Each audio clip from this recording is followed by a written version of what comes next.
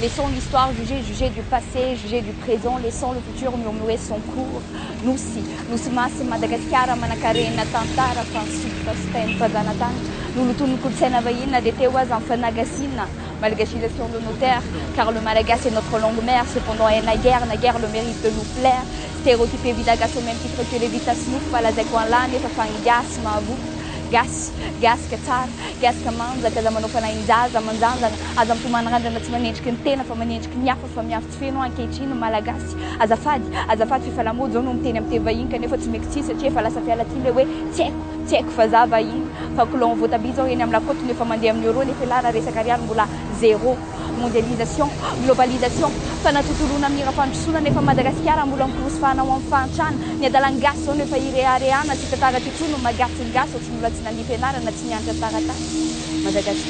Madagasikara misy andrazako Madagasikara tanindrazako fansota sy teny mpitondra fanjakana tanindrazana fahafahana fandrosoana efa tao maka amin'ny aratsiana sy falitona tanindrazana fahafahana famarinana manjaka ny kolokolo mbe vola ihany no mifaninana tanindrazana fahafahana fitiavana samy malagasy mifamono iatsy iavanana ty tany tito tsy ahitana filaminana fandrombana serisetra poba sietrehtra Madagasikara nosy andrazako Madagasikara tanindrazako lova tsy mifindra voaravaka sy voarindra ho razo mipetraka ho vaka fa efa feno randrazako mbeara mipetraka ho tongotra seny tantara fa za tsy nasiny lanjany anefa zany ankehitriny to za tsy nisy azany maty fo amanainy ireo mahery fomba iadana ny laka nefa lahy ankehitriny to tsy miraharaha